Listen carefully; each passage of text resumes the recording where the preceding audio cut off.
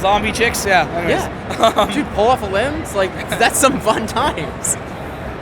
Not using most of that. Most.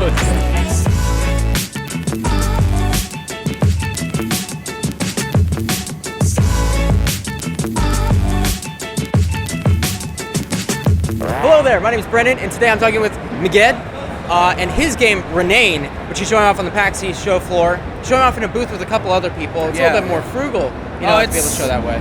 It is, it's half what we paid last year, but so it's now 7 people there.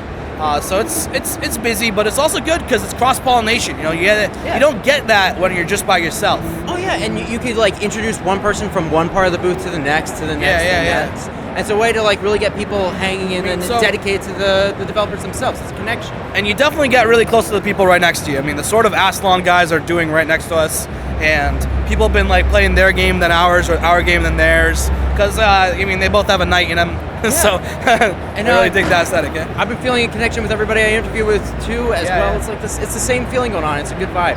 Now, I wanted to talk to you a little bit about how do you price your indie games?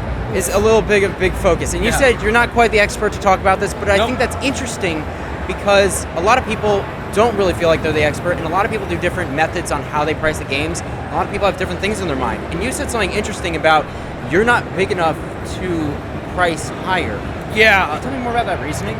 Well, so price is one of those things, annoyingly enough, you have to decide a little early. It's really based on how much momentum you have. Like, it's like, all right, you mentioned the Tribute guys. Tribute guys, they can price whatever the hell they want. Yeah, they're pros. People will buy it. They will buy it, yeah, because they know their name. Yeah. They played their games. Yeah, and they also have a marketing budget to really throw on, like you saw their booth. It's as big as ours, except only for them, and has like 700 things going on there. And that's like all professional and stuff. Yeah. And like our booth is like, it's a row of things. So I'm not bold enough to say, hey, I know Tribute's pricing their game at like $20 to $25. Our choice was $15. I really do want to price it higher, but just because it's taken 2 years. But 2 years is a long time. What I'm betting on is that at $15 it'll be attractive enough for people at that price point, and that's. Who knows? And a lot of people these days are always waiting for like Steam sales and other prices down, and they're like, oh, it's $15 now, but next week it'll be 80% off. So I might as well wait. And then that 80% never comes, and you never sell the copies, and you go, was this a good idea? Yeah, opening sales are very tricky because we have a Kickstarter, so we're not sure what we're gonna do with that because we already charged people $15 and I'll have to make sure the backers would be okay with that because opening sales are very valuable. I want to give our backers as many perks as possible to feel like the $15 they spend is different than $15. And you don't want to give them the perk of you spent $5 more. Yeah. So I need to give everyone something unique. I think that's going to be on the ticket. You have to be honest with your people. Like, I'm lucky that our backers are all part of our Discord, most of them, and they're in constant communication. If we do something uncool, they'll probably call us out. They haven't called us out yet, which is really great. Yeah, that's good to hear. Which means we didn't have to do anything uncool. You're doing something right. Because we're always trying to explain every single thing we do.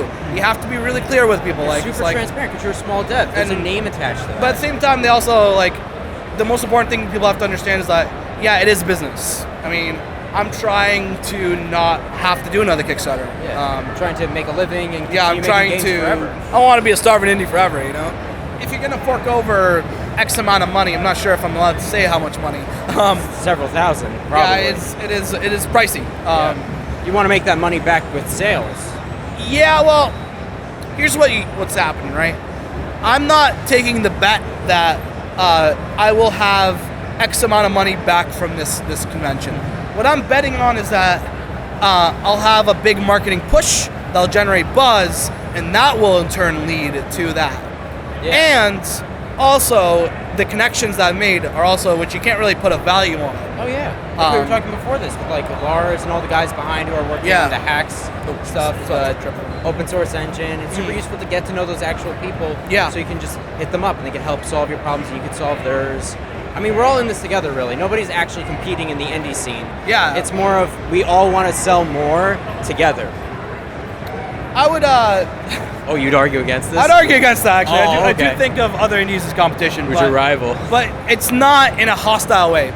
It's just, technically speaking, you're my competition. That doesn't mean you can't be friends. That doesn't mean you have to, work against each other. Yeah. I mean, when everyone works together, that is better for everyone. Yeah, and sometimes you give them a free little that thing. A little chompy, It's adorable. Right here. Look at that. Yeah, little mascot. The only time you're not competition is when you're releasing a free game. In which case, you're competition for everyone else, but you're not competing with everyone else. That's kind of a tricky bet to make nowadays. Honestly, though, stuff like Newgrounds is still around for you to post stuff. 100%. I mean, we're both on there. We're both making games for it. I always post my Renaine demos on. I don't know if I'll put the PAX one in because it's kind of an incremental upgrade. Yeah, it's a little bit closer to the release. You don't really want to give away the actual game. You know, actually, I'm actually pretty okay with giving them the first level. Okay. I'll play it. That'll get you on there. But what I'm saying is I don't want to flood Newgrounds. Who knows what I'll make next? Well, hopefully it's not Renaine 2 and you get to free yourself from the series for a little bit. Get some free time alone. I could pull Tom Fulp and say, oh yeah, Pika 2 coming out sometime. At least a free demo to like 5 people. Thanks so much for your opinions and talking to me, man. And have a great rest of the convention.